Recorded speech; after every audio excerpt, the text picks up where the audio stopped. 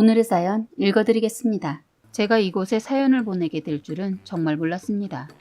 결혼 전 다른 이의 사연을 보면서 세상에 어쩜 그럴 수 있지 하고 놀라는 일이 많았는데 제가 결혼하고 다른 이들의 속마음을 이제는 100% 이해하겠더군요. 일단 결혼 전 전혀 시월들을 의심하지 않았던 것은 시아버님이 돌아가시기 전 시어머님이 노후에 혼자서도 잘 살 수 있도록 재산 관리를 잘 해두셔서 아버님이 안 계셔도 어머님과 아들이랑 둘이서 잘 살았다고 하더군요. 그래서 그런지 그늘이라고는 찾아볼 수 없고 어머님 돈 쓰는 것도 화끈하셨어요. 저는 잘 살지도 그렇다고 못 살지도 않은 환경에서 자랐지만 전략이 몸에 밴 환경에서 자라서 솔직히 두 사람의 사치가 조금 부담스러웠습니다. 셋이서 만나는 날엔 늘 어머님이 밥도 사주시고 백화점에서 고급진 옷도 사주셨어요. 제가 12개월 할부를 해야 살 수 있는 옷이며 가방 뭐 이런 것들을 자주 사주셨어요. 그땐 감사하게 받으면서도 걱정이 됐습니다. 사람이 받기만 할 수 없으니까요. 그런데 한 달 있으면 어머님 생신이 있었는데 유독 한 달 전부터 자꾸 백화점을 가자고 해서 가게 되었습니다. 그런데 자꾸 어머님이 정말 입이 떡 벌어지는 옷을 자꾸 보시면서 이쁘지 않냐고 하면서 나 저거 사달라는 식으로 말을 돌려서 하는 겁니다. 앞으로 다가올 생신 때 받고 싶다는 것 같았어요. 그래서 나중에 시간을 내서 다시 방문해 금액을 따로 알아보니 입이 떡 벌어져서 입이 다물어지지 않는 금액인 겁니다. 시어머니는 저한테 소소하게 때론 값이 나간 물건을 해주셨는데 다 이유가 있었던 거였어요. 저에게 엄청난 금액의 옷을 원했던 거예요. 저는 절대로 사드릴 수 없기 때문에 제 선에서 선물을 하기로 맘먹었습니다. 그리고 늘 받기만 하기 그래서 한 번은 저도 나름 무리를 해서 어머님이 좋아하시는 고급진 식당에서 식사 대접도 해드렸어요.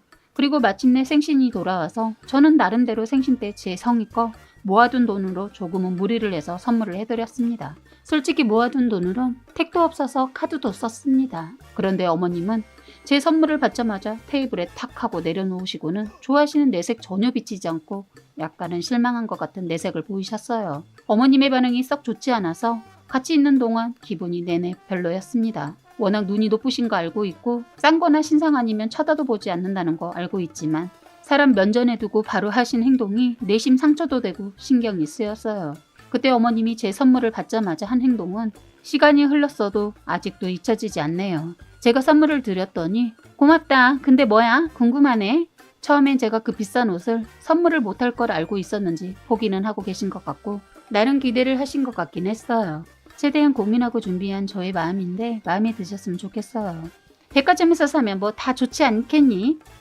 백화점 거는 맞는데 말을 하려는데 갑자기 선물을 보시더니 뭐야 신상 명품인 줄 알고 기대했다. 허기야 선미는 그런 거 나한테 못 해주지? 하는데 기분이 상했어요. 그런데 저 어머님 선물해드린 거 명품은 아니어도 정말 비싼 거 해드렸거든요. 서로 사는 환경이 달라서 그럴까요?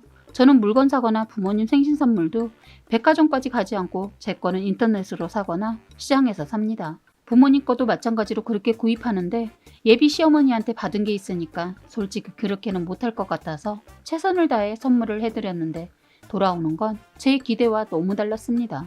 받은 게 있으니 돌려드리는 거 마땅하기에 할부까지 해서 선물해드렸는데 어머님은 엄청난 물건을 바라고 계셨더라고요. 한마디로 비싼 옷은 못 받아도 저한테 선물해준 거 다 팔아서 그만큼 그대로 받은 거 플러스 2배로 받길 원하신 것 같았어요.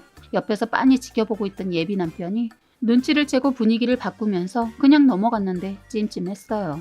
그렇게 남편을 만나는 동안 어머니 생신 한 번 치르고 결혼을 했습니다. 사실 결혼을 할까 말까 고민하다가 남편과 싸우고 그만하자고 했더니 어떻게 자기 엄마를 설득했는지 생일 선물은 최고급 선물을 바라시더니만 이상하게 결혼식만은 어머님이 저희 형편 생각해서 예단이며 이것저것 하지 못하게 해서 결혼을 부담없이 하게 되었습니다. 그런데 그게 사는 내내 저의 흠이 되고 시집살이가 될 줄은 몰랐습니다. 무슨 일만 있으면 남편이 꼭 없을 때 예단 얘기에 결혼을 그렇게 시키는 것이 아니었다고 하는 겁니다. 남편과 사는 내내 그 소리를 들었네요. 이제 제가 결혼하면서 본격적으로 시어머니와 겪은 얘기를 해볼게요. 저의 시집살이는 결혼하자마자 시작되었습니다.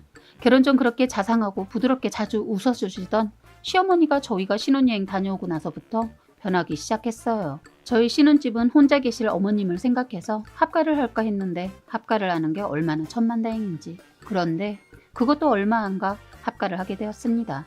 제가 이 두 사람을 만난 게 제 인생의 최악이었던 것 같아요. 이미 사치로 길들여진 두 사람은 현실의 상황을 받아들이지 않았습니다. 시어머니가 거친 말과 행동으로 갑자기 변해서 알아보니 어머님이 저희 신혼여행 가고 결혼식에 온 친구를 만나면서 친구 소개로 투자를 했던 모양입니다. 땅에 거액의 돈을 투자했는데 세상에 그 땅이 죽은 땅이었던 겁니다. 그런 걸 사실이면 직접 가셔서 사전 답사를 해야 하는데 그냥 친구 말만 듣고 투자를 한 거예요. 사기를 당하고 친구와 법적 싸움까지 가고 아주 난리가 아니었어요. 아직도 그 해결이 안 된 걸로 알고 있어요.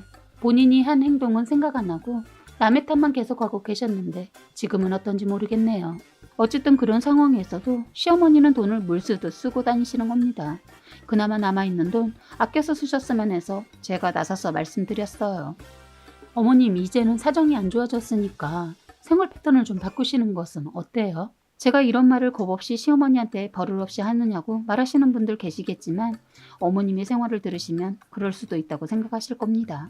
어머님이 제 말에 발끈하시더니 네가 내가 돈 쓰는데 보태준 적 있냐? 시집 올 때도 해온 게 뭐가 있어? 그 흔한 이불 하나 해왔니? 아니면 내 가방이라도 좋은 거 사줘봤니? 어머님이 이런 얘기로 한번 입을 여시면 기본은 1시간 이상을 말하십니다. 그 얘기가 그 얘기인데 같은 말을 20분마다 했던 말을 또 하고 또 하고 그렇게 말씀을 하세요. 그 얘기의 핵심은 예단 안 한 것과 남편과 사귈 때 생일 선물 얘기입니다. 생일 선물로 신상 명품 옷은 아니어도 신상 명품 가방이라도 받고 싶으셨는데 신상이 아닌 가방을 받으셔서 마음에 안 들었다고 그때 얘기를 하더군요. 신상은 아니어도 명품이었거든요. 저 받은 게 있어서 할부를 겁나 해서 샀는데 그런 행동을 보이시더군요. 그래서 너무 서운하고 화가 나서 어머님, 저는 그때 제 월급으론 절대로 그 비싼 가방 사드릴 능력이 안 되었다고요. 그래서 그때 그러신 거예요? 그래, 내가 너한테 한 게 있는데 받기만 하고 넌 어떻게 받는 것만 좋아하니? 받았으면 그 이상은 줘야지. 내가 어른인데. 어머니, 그럼 저한테 선물해 주신 거 비싼 가방과 옷 보여주기 위해 그렇게 백화점 문턱이 닳도록 데리고 다녔어요? 내가 내 아들 줬으면 그만큼 대가는 있어야 하는 거 아니니? 아들이 물건이에요? 그리고 어머님이 이런 분인 줄은 정말 몰랐네요. 이제 알았으면 앞으로 나한테 쓰레기 같은 선물 하지 말아라. 쓰레기란 말에 참 기가 막혔습니다. 남의 성의를 무시하고 그리고 신상이 아니다고 쓰레기라고 하는 말에 저도 화가 치밀어 오르더군요. 그래서 그날 시어머니랑 서로 상처가 되는 말이 오고 갔어요. 그런데 더 기가 막힌 게 갑자기 저희가 살고 있는 집을 빼라고 하더군요. 사실 그 집도 시어머니가 박박 우겨서 고급 아파트를 얻게 되었거든요. 그 집 얻으면서 제 돈도 보태겠다고 했더니 시어머니, 코 묻은 돈 어디다 보태려고 하니? 그거 보태놓고 나중에 집 사는데 보탰다고 하려고? 그런 돈은 그냥 너 써라 하셨거든요. 그때도 정말 기분 더러웠지만 그렇다고 결혼을 없는 것은 아닌 것 같아 참고 결혼을 진행했는데 그게 제 실수였던 것 같아요. 친구들은 저의 이런 사정을 전혀 모르니까 주변에서는 저를 무척 부러워했어요. 돈 한 푼 안 들이고 집을 구했으니 그럴만도 하죠. 제 속은 시간이 갈수록 자꾸 상처가 나고 지쳐가더군요. 남편이란 놈도 처음에는 제 편에 서서 어머님을 차단해줬는데 이 사람도 사치가 몸에 밴 사람이라 시간이 갈수록 시어머니와 비슷해져 가더군요. 그런데 놀라운 건 이놈하고 어머님이 저랑 상의도 없이 진짜 집을 빼버린 겁니다. 결혼하고 남편 놈도 일을 잘 다니더만 사업한다고 바람이 들어서 자꾸 돈도 냈는데 시어머니 집 팔라는 말에 바로 집 팔고 사업에 투자를 했어요. 그런데 문제는 사업의 사자도 모르는 인간이라 쫄딱 망해버렸습니다. 그래서 본전은커녕 오히려 빚을 지고 말았습니다. 나중에 알게 되었는데 어머님이 어려워진 상황에서도 계속 사치를 하다 보니 그나마 가지고 계신 돈 다 떨어지니까 사시는 집을 담보로 대출까지 받으셨던 거예요. 하루는 몸이 안 좋아 출근을 오후 출근하겠다고 쉬고 있었는데 올 사람이 없는데 밖이 시끄러워서 보니 부동산에서 집을 보러 왔다고 하더군요. 결국 집도 처분을 해야 하는 상황이었어요. 그래서 저는 결혼하고 몇 달 사이에 방 한 칸 있는 월세로 이사를 하게 되었습니다. 어떻게 하다 보니 제 월급 무시하던 시어머니 남편, 제 월급으로 생활을 했었어요. 시어머니 코 묻은 돈이라고 무시하더니 저한테 손 내밀더군요. 두 사람을 책임져야 하는 가장이 된 저는 그래도 가족이니까 끝까지 책임지려고 가진 노력을 하면서 열심히 일을 했습니다. 그런데 이 사람들 대책이 없는 사람들이었어요. 저는 끝까지 갈 자신이 없어지는 일이 생기게 되었던 거죠. 하루는 퇴근하고 집에 오니까 고기 굽는 냄새가 나서 삼겹살 구워서 저녁을 준비하고 있는 줄 알았는데 고기를 보니까 최고급 소고기였습니다. 저는 너무 놀라서 돈이 어디 있어서 고기를 산 거예요? 친구가 예전에 빌려간 돈 줘서 내가 사왔다. 어머니 그러면 그런 돈 아껴두셨다. 정말 필요할 때 쓰셔야죠. 너 먹는 거 가지고 제발 그러지 마라. 네가 번다고 지금 유세냐? 이 사람도 지금 놀고 있고 저 혼자 벌어먹고 있는 거 아시잖아요. 그만해라. 고기만 떨어진다. 정말 애도 아니고 깝깝했어요. 이왕 사오신 거 드시고 다음에 이러지 마세요.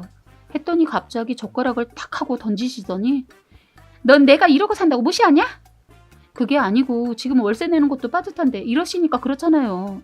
제가 이러지 않게 하려면 일주일에 주말만 알바하는 아들 나가서 돈 벌려고 하세요. 집에서 저렇게 먹고 자고 놀고 있는 아들 안 보이세요? 아들 얘기 나오니까 방으로 그냥 들어가 버리더군요. 사실 방 하나 있는 곳도 본인만 쓰신다고 해서 양보해드리고 살고 있는데 모든 게 지쳐가고 있었어요. 제가 왜 이러고 살고 있는지 모르겠더군요. 그런데 제가 끝을 낼 일이 생겨서 그들과 끝내는 걸 결심하게 되었습니다. 세상에 시어머니가 친구분이란 사람한테 받았다는 돈이 받은 게 아니고 3천만 원이란 돈을 빌려서 쓰고 계셨던 겁니다. 어머님이 외출을 한 사이에 친구분이 오셔서 그 사실도 알게 되었어요. 빌린 돈으로 저 모르게 틈틈이 사치를 하고 계셨더군요. 저는 도저히 이대로는 못 살 것 같아서 그날 자고 있는 남편놈한테 찜통에 물을 한 바가지 담아서 자고 있는 남편놈한테 부어버렸어요. 친구분이라는 분이 계셔서 다행히 폭력은 없었어요. 그분의 얘기를 듣고 남편놈도 할 말이 없는지 가만히 있더군요. 저는 그동안 어머님이 방에 들어가는 거 싫어하셔서 들어가지 않았는데 이제야 왜 그랬는지 알겠더라고요. 저는 방에 들어가 시어머니가 가지고 계신 옷이며 가방 등 저모르게 숨겨두었던 것들을 다 쓸어 모아 그것을 다 팔아서 밀린 월세도 내고 했어요. 원래는 어머님 친구분이 어머님께 전화를 했더니 안 받으셔서 그럼 집으로 가겠다고 문자를 하고 집으로 오셨다고 하더군요. 그래서 이제 어머님은 며칠 동안 집에 들어오지 않았습니다. 그래서 그 사이에 물건 다 처분하고 어머님 짐 깔끔하게 처리했어요. 그리고 어머님이 빌린 그 돈도 어머님이 꽁꽁 숨겨둔 고가의 명품 몇 개 있어서 일단 그거 팔아서 그 친구분 돈 일부 갚았어요. 그 사실을 나중에 안 시어머니는 제 머리채 잡겠다고 한 거 대신 제가 잡았네요. 저 경찰이 되기 위해 단증 따놓은 거 많이 있습니다. 가정 형편 때문에 포기하고 사회생활을 했거든요. 그런데 남편놈도 시어머니도 깡마른 저의 외모만 보고 전혀 모르고 있던 터라 저를 만만하게 봤던지 겁도 없이 몸으로 덤벼서 남편 발차기로 날려버렸네요. 친정아버지 나중에 이혼 얘기 나올 때 제가 힘들게 산 모든 사실 알고 남편놈 멱살 잡길래 그 손 놓으시라고 하고 제가 제 손에서 깔끔하게 손봐줬네요. 그런데 남편놈 끝까지 이혼 거부해서 아버지가 멱살 잡고 질질 끌고 가서 도장 찍게 했습니다. 지도 그동안 한 행동이 있어서 그런지 결국엔 도장 찍더군요. 나중에 이혼하고 한참 뒤 친구들하고 식당에서 밥을 먹는데 주방에서 난리가 나서 무슨 일인가 봤더니 세상에 시어머니가 그곳에서 설거지를 하고 있더군요. 시어머니가 잘못을 해서 사장님한테 혼나고 있는데 싶었어요. 자꾸 주방으로 눈이 갔는데 시어머니 밖으로 나가시는 것 같아 얼른 뒤따라가 보니 담배를 피우시는 겁니다. 워낙 곱상하게 생기신 얼굴은 몰라보게 늙으시고 담배 냄새도 못 맡는 분이신데 피고 있더군요. 뒤돌아서는데 어머님이 저를 보는 바람에 짧게 얘기를 하게 되어서 몇 마디 나눴는데 남편놈은 이혼하고 그나마 했던 주말 알바도 그만두고 아예 폐인처럼 집에만 있고 어머님이 번 돈으로 생활하고 있다고 들었네요. 사람 인생이라는 게 뿌린 대로 거둔다고 끝까지 가보지 않으면 모르는 게 인생인 것 같습니다. 시어머니 저한테 그때서야 눈물로 미안하다고 사과하더군요. 그런데 그 사과가 마냥 통쾌하진 않았습니다. 사연은 여기까지였고요. 구독과 좋아요, 알림 설정 부탁드립니다.